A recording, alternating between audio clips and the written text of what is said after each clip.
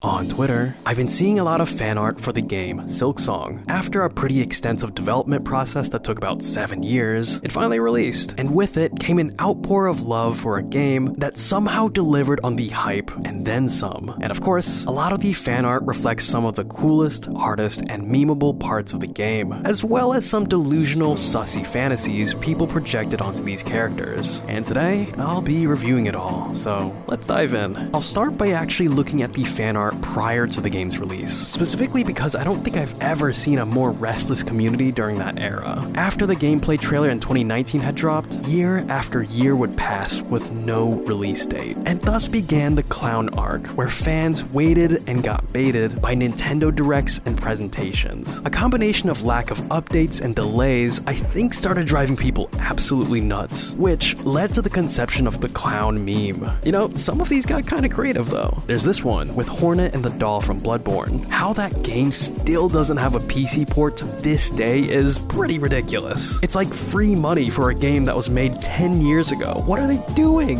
Here's another drawing, which has a Balatro Joker that gains a multiplier for every year Silksong hasn't been released. I don't think this one's gonna work anymore. Even though a lot of these are just memes, you could probably tell that it was clear that people were very excited and frustrated at the same time, just for a morsel of anything to let them know that the game was making real progress, and that it wasn't going to be cancelled or something. Which is why when Silksong finally did get some solid release date news, you could just tell that people were freaking out, like, oh my god, take off the nose, take off the clown gear, it's happening.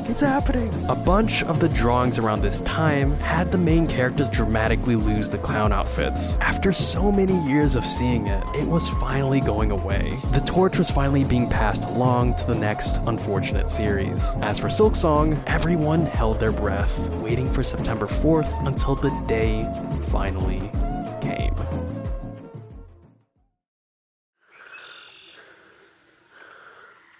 I'm Mr. Frog. This is my show. I ate the bug.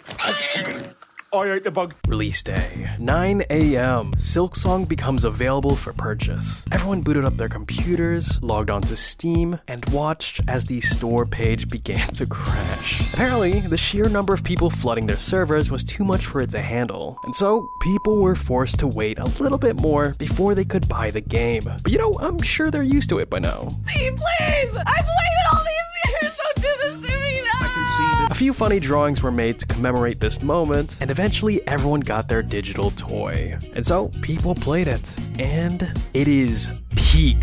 Absolute cinema. The art style, the movement, the bosses, the level design, the atmosphere, everything just has so much polish and personality. It is unbelievable. The devs delivered on everything. And so, the fan art exploded. Rife with some of the best and worst aspects of the internet that you'd expect. The memery, for better or worse, hit pretty quickly. I think literally the very first one that blew up on my feed was this stupid photo of a Hornet plushie wearing shoes. Since then, people have been drawing her dripped out in different kicks. Is this considered aura? Or like anti-aura? I don't know how this stuff works anymore, man. Another meme I saw blow up was of people instantly falling in love with Sharma, a little character you run into pretty early on. She sings and is very small, and that's about it. Silksong has a pretty dark and dreary atmosphere, and there's like corpses, bandits, and monsters everywhere, so seeing the singular, innocent, pure-hearted character in the middle of this hellscape is just too precious. There's a work-in-progress mod where you can have a duet with her, and dude, I can't. I haven't fully beaten the game myself, but I swear to God, if anything bad happens to her. Another popular character I saw was Chakra, a tall and reliable ally that kicks a ton of ass. She's someone that shows up in pretty dangerous areas, and generally carries herself with tons of confidence. Hearing her singing while a bunch of enemies she's defeated scatter the floor is so sick. A lot of the more memey fan art seems to really like pointing out height difference between Hornet and Chakra.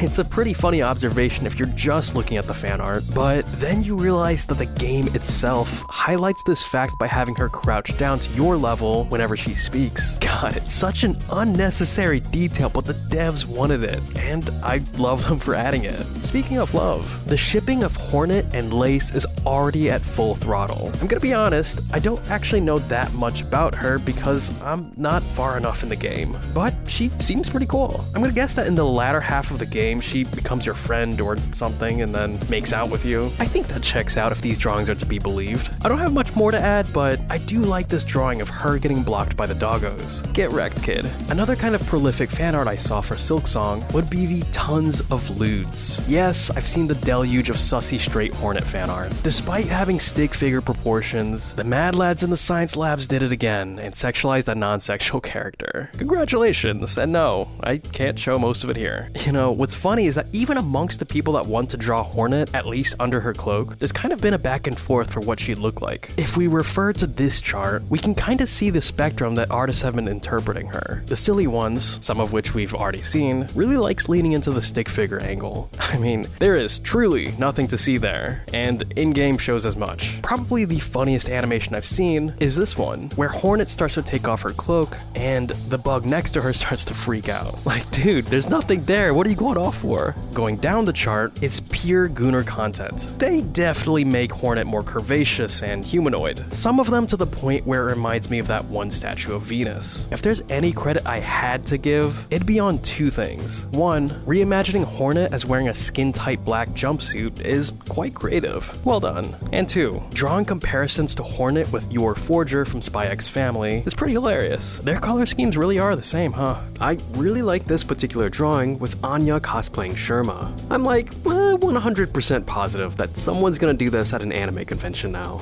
Alright, going to the left part of the chart, we have realistic proportions. Instead of being a stick figure or seeming super curvy and soft, this way goes the route of making Hornet more bug-like, slender, and solid. It almost gives her a ninja-like quality to her that feels completely appropriate. The crisp movement that you can have and the tools you can use definitely gives these drawings more justification to make her look this way. Two drawings I really hate but I'm going to show you now would be these. These artists went the extra mile of being super realistic. A friend told me that Hornet is actually a spider and not a hornet, which, you know, is kind of obvious in hindsight, but I hate knowing that now, especially after looking at these. Probably the worst part about this is knowing that nature really is out here, custom making the most nightmare creatures imaginable. But yeah, that's enough about Hornet. How about we look at the actual substance of the game and see how people felt about it in the fan art? Or more specifically, how about the areas throughout the game? I definitely haven't explored everything yet, but this world turned out significantly larger than I was expecting. From the drawings I saw, there was kind of a consensus about places people jokingly hated. Hunter's March is probably the first area that really pushes you to the limits. And I really like that this drawing nails the feeling of coming here. The enemies and the environment is just so hostile. Like, holy crap. This one animation is too real. Screw these flowers, man. Especially if you're running Beast. Don't ask me how many times I've failed these bounces. Bilewater is another pretty infamous place, as shown with this drawing. I'm not gonna spoil exactly why it's awful, but I blame the influence of Miyazaki. For one singular area to get such a visceral reaction is pretty impressive. I didn't think it was that bad, but I get where they're coming from. Despite how disgusting this area is, one of my favorite simpler drawings has got to be this one. When there aren't enemies swarming you, the area is bizarrely serene, especially with its background music. It makes you wonder if something happened to this place and if it used to be someplace better. I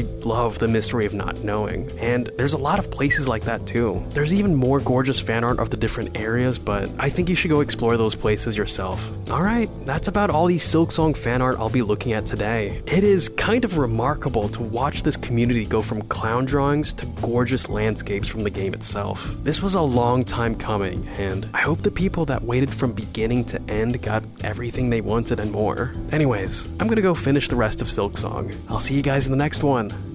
Bye.